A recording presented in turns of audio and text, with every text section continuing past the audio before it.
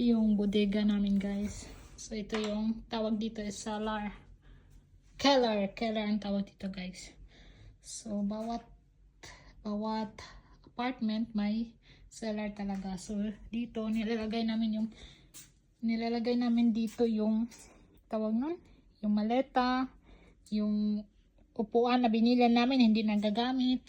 Ito may drinks. Ito ano to, yung pag mag-slide sa snow. Pumili kami tapos yung mga gamit. Ang daming gamit. Dito sa aquarium may vacuum pa dyan. Dito. So yan yung cellar namin, guys.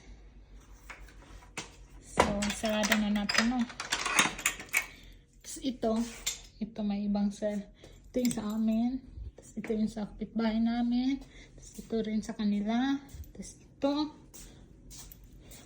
ito, sisarado to, guys, pag pag for example na may gera, di ba? Yan, isasarado yan. Dito kayo magtago pag may gera. Ganyan. Sarado to. Pero wala nang gera dito sa Switzerland, eh.